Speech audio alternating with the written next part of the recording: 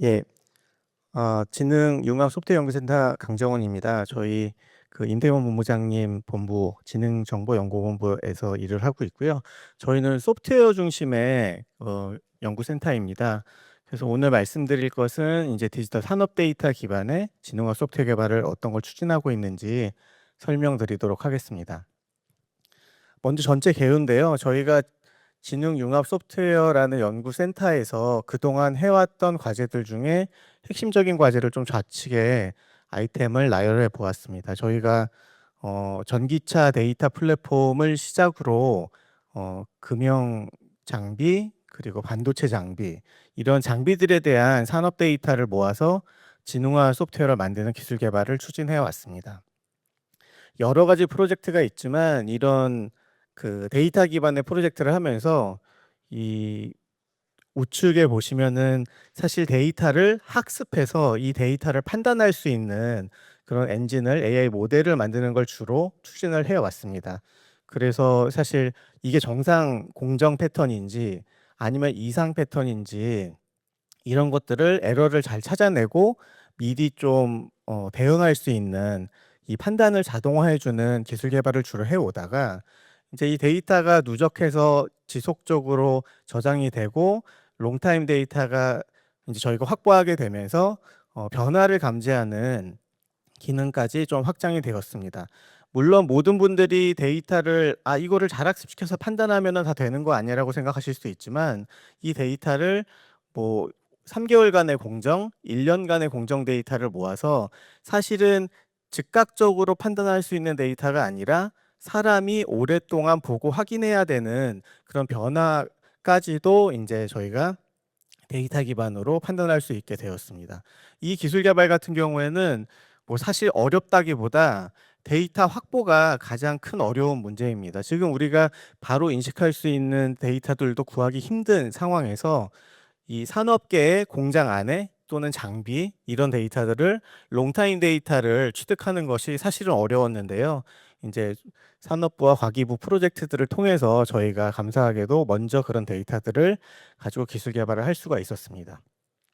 저희가 그 다음 단계로 넘어온 것은 그 데이터를 처리하는 절차와 그리고 그 절차가 잘못됐을 때 다시 이 프로세스를 어떻게 피드백 시켜서 바로 잡아가느냐 하는 이런 프로세스에 관련된 내용들이었습니다. 여기 뭐 다들 소프트웨어 하시는 분들은 이 데이터 파이프라이닝이나 데이터 프로세스를 관리하는 게 이제 핫 이슈였고 많은 오픈소스 프로젝트와 그것들을 어떻게 자동화하느냐가 사실은 소프트웨어의 이제 주 관심사 중에 하나였고 이런 문제를 해결하고자 뭐 노 코드나 로우 코드나 이런 것들이 소프트웨어 개발 방법론이 이제 많이 자동화되고 이제 이 모듈들을 어떻게 잘 연계해서 어떻게 보면 사람이 그냥 그림만 그려줘도 다이어그램만 그려줘도 처리할 수 있게 하느냐로 많이 넘어왔었습니다. 그런데 저희가 이제 지금부터 한 2년 전 우리 인공지능 센터에서도 대형 이제 언어 모델을 개발하고 있는데 이 언어 모델이라는 것이 단순히 언어 모델이 아니라 거의 전문가 수준의 지식을 갖고 있는 기술을 갖고 있는 인공지능의 모델로 이제 증명이 된 거죠. 그래서 저희도 이 앞으로는 이 LLM들을 적극적으로 소프트웨어에 개입시켜서 저희가 다루는 데이터, 장비의 데이터를 잘 연결해서 운영하는 것뿐만 아니라 이 데이터를 잘 분석할 수 있는 이제 외부의 여러 가지 리소스들을 끌어다가 붙여야 되는데 그걸 제가 붙이는 게 아니라 이 LLM이 붙여줄 수 있도록 이 에이전트라는 큰 방향성의 이 LLM의 기능을 이제 도움을 받아서 지능형 소프트웨어를 개발하려고 방향을 잡고 있습니다.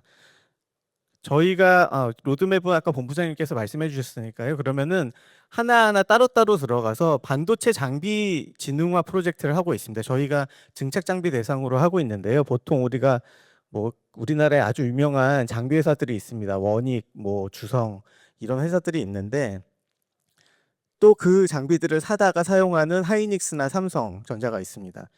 여기서 데이터를 막 가져올 수는 없어서 저희 중소기업 장비 업체와 함께 기술 개발을 하고 있습니다.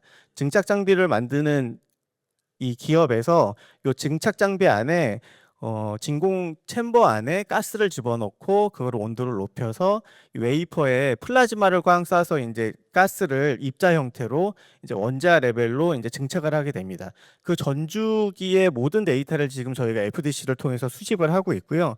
그 수집한 데이터를 갖고 저희가 아주 클래식한 모델이지만 LSTM 같은 모델로도 아주 정확하게 증착의 성공, 오류 여부를 판단하는 모델을 이제 만들고 있습니다.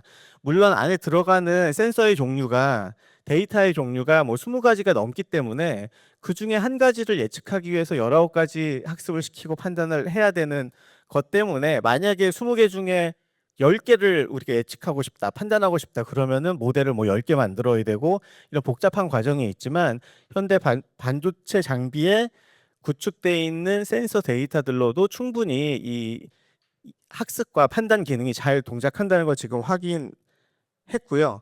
조금 더 나아가서 이제 작년 연말에 시작한 과제는 반도체 장비가 이 공정을 진행할 때 현재 수집되는 데이터만으로 학습을 하고 판단을 하는 게 아니라 저희가 요 부분은 이제 이 장비 중에 스크러버 쪽인데요. 배기가스 쪽에 요 스크러버의 성능을 높여서 전체 공정 효율을 높이기 위해서 수집되는 데이터뿐만 아니라 이 스크러버 쪽에 여러 가지 화학적, 물리적 시뮬레이션 도구를 이용을 해서 추가적인 데이터를 확보를 하게 됩니다. 그래서 이 예측된 데이터, 그러니까 사실은 가상으로 시뮬레이션이 만들어낸 데이터죠. 이거를 동작 데이터와 통합해서 혼합해서 학습을 하고 저희가 이 장비가 완전히 만들어지기 전에 미리 시뮬레이션 데이터, 동작 데이터로 AI로 좀 개발 방향을 좁혀 놓고 장비를 개발하고 그리고 장비가 개발됐을 때도 요 AI 엔진이 그대로 운전하는 데이터와 통합되어서 어떻게 보면은 추가 학습, 지속 학습이 잘 가능하도록 이 시스템을 지금 구현하고 있습니다. 그래서 저희가 앞 단계에서 데이터 수집만 가지고 작업했던 걸 개발을 했던 걸 이제는 시뮬레이션 데이터를 적극적으로 집어넣고 있고 지금 이 과제를 하면서 느끼는 건 만약에 시뮬레이션을 굉장히 잘해주는 툴이 있다면 고가라도 이제 그 데이터 수집을 해서 연계를 하면 훨씬 좋겠다라는 생각을 하고 있습니다. 물론 시뮬레이션이라는 게 그 과학 연산으로 시간이 굉장히 오래 걸리는 작업이기 때문에 저희도 요 시뮬레이션 결과들을 일부 미리 받아서 딥러닝 모델에 넣어서 학습을 시키고 완전한 시뮬레이션이라기보다는 딥러닝이 연계된 좀 고속화된 딥러닝 데이터 생성으로 요 프로젝트를 진행하고 있습니다. 다음 프로젝트는 지금 산업부 기반구축 과제로 진행되고 있는 프로젝트인데요. 저희 금형 생산기술 DX 시스템인데 중간에 보시는 게 GPU가 들어간 이제 컨트롤러입니다. 저희가 목표로 하는 건 자동차 부품을 생산할 때 사출 금형을 사출기에 연결해서 재료를 집어넣고 녹여서 집어넣고 부품을 생산하게 되는데요. 그 과정이 중간에 많은 전문가분들이 직접 경험에 의해서 작업을 해주고 계십니다. 그 모든 데이터를 학습하고 그 경험치를 이제 모델화해서 현장에 사출기 옆에 이런 GPU가 들어가 있는 컨트롤러를 한 대씩 놓으면 사람이 많이 줄어도 품질이 높은 이제 전문가분들이 생산하는 수준의 품질로 생산할 수 있도록 지금 시스템을 구축하고 있고요. 금형이 뭐 200여 개, 사출기가 뭐 톤수와 제조사, 뭐 PLC 프로토콜 다 다른데 한 120대 정도, 한 5개사 제품에 대해서 120대 정도를 지금 데이터를 수집하고 있습니다. 이 데이터가 수집되면 완벽한 빈틈이 없는 데이터는 아니겠지만 그래도 한 뭐 30에서 50% 정도의 데이터를 저희가 추가로 이렇게 메꿔서 만들 수 있을 것 같고요. 그 30에서 50% 되는 데이터로 만들어진 모델이 전 세계 모든 사출기에서 좀 잘 돌아갈 수 있도록 이렇게 더 성능을 업그레이드하는 게 저희의 목표라고 보시면 되겠습니다. 저희가 기반 구축 과제로 전기차 빅데이터 분석 플랫폼을 20년도부터 해서 이제 23년도 12월에 종료가 됐고요. 이때만 해도 전기차 1000여 대의 데이터를 어떻게 모으냐, 누가 데이터를 주겠느냐, 뭐 현대자동차는 데이터가 있을 거다, 없을 거다, 수많은 어려움 속에 이제 과제를 시작했는데 저희가 1000여 대 데이터를 잘 수집을 했고요. 시작할 때는 코나 니로밖에 없어서 프로젝트 이거 잘못하다가 실패하는 거 아니냐라는 우려가 많았지만 전혀 저희 능력과 상관없는 변수인 코로나가 오고 전기차가 갑자기 개발되고 1년 만에 생산이 많이 되면서 많은 데이터를 모을 수 있었습니다.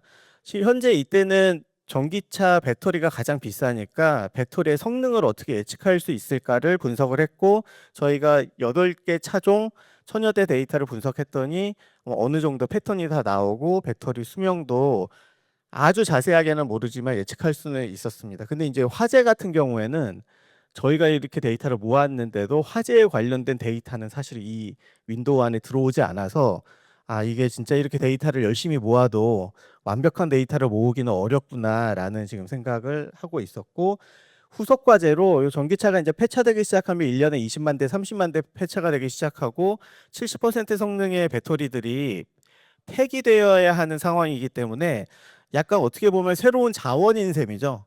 폐차되는 자동차의 배터리를 띄어서 성능 평가를 하고 그걸 다시 뭐 골프카트나 태양광 ESS나 캠핑 용품이나 우리 로봇이나 AGV나 이런 데로 연계해서 비즈니스를 해야 되는데요. 그때 가장 중요한 게 폐차할 때 배터리의 성능 수치, 이 잔존 수명 이런 것들이 중요합니다. 그래서 지금 저희가 KTR 주관으로 바스 데이터 플랫폼 사업을 하고 있는데요. 이 배터리 성능 측정을 하는데 충전하는데 1시간 넘게 걸리잖아요. 전기차 배터리가. 이거를 충전하고 방전하면서 성능을 측정하는 게 거의 뭐 하루 정도가 걸리기 때문에 장비에서 측정하는 게 아니라 운행 중의 데이터를 모아서 배터리가 어느 정도 수준인지 먼저 이 클래시피케이션을 해줍니다. 그리고 폐차장에 들어오면 빠른 시간 안에 등급을 먹이고 다음 비즈니스 하시는 분들한테 연계해주는 이런 플랫폼이, 이게 아마 이제 폐차장들이 이런 역할을 하겠죠, 나중에. 거기에 사용될 수 있는 소프트웨어를 모델을 만들어서 구축하는 걸 진행을 하고 있습니다. 저희 서부발전, 태안에 있는 서부발전에 저희 그 건물 어떻게 표현을 해야 될까요? 저희 연구소만한 발전 건물이 8기가 있습니다. 그러니까 건물이 8개고 어떻게 보면은 엄청나게 큰 그 40만 개가 넘는 여러 개 데이터 포인트들이 있는데, 그 데이터를 지금 저희 판교 전자기술연구원 그 사무실로 다 땡겨서 연계를 해 놓았습니다. 이건 정부 과제는 아니고 서부발전 자체 예산으로 구축을 한 사례인데요. 저희가 서부발전에 있는 모든 데이터를 판교 사무실로 모은 이유는 빅데이터 구성이 첫 번째인데, 사실은 이전에 태안 본사에도 빅데이터 시스템이 구성돼 있었습니다. 근데 이제 AI 연구원들을 이제 뭐라 그럴까요? 리크루팅 하기도 힘들고, 그리고 협업하려는 회사들이 태안까지 와서 작업하고 AI 모델을 만들고 하는 것들이 여의치 않아서 이제 서부발전에서 좀 선도적으로 저희와 협력해서 데이터 플랫폼을 구축하고 이 데이터를 그 주변에 AI 연구원들과 그리고 서부발전 협력 기업들하고 저희 이 판교 데이터 센터에서 같이 협업하는 구조로 이 플랫폼을 구축을 했습니다. 이 발전소 데이터는 되게 잘 만들어져 있어서 어 되게 이 얼라이먼트가 잘 정렬이 되어 있습니다. 근데 이런 데이터들을 좀 더 많은 기업들이 잘 활용하고, 또는 만약에 이 발전소에 로봇이 투입이 된다면 로봇이 어떤 걸 할 수 있을지, 또 다른 기술이 투입된다면 어떻게 연계를 할 수 있는지, 이런 것들을 테스트해 볼 수 있는 아주 중요한 그런 약간 실험실 AI 적용할 수 있는 그런 데이터 센터로 이제 앞으로도 계속 활용될 예정입니다. 저희가 뭐 ESS 데이터도 모아서 분석을 해봤고요. ESS 같은 경우에는 좀 정적이라 데이터 변화가 많지 않았지만 저희가 수명이나 성능 예측을 할 수 있었고, 3D 프린터 같은 경우에는 자유도가 높기 때문에 관련된 공정의 모든 데이터를 모아서 분석을 하고 있습니다.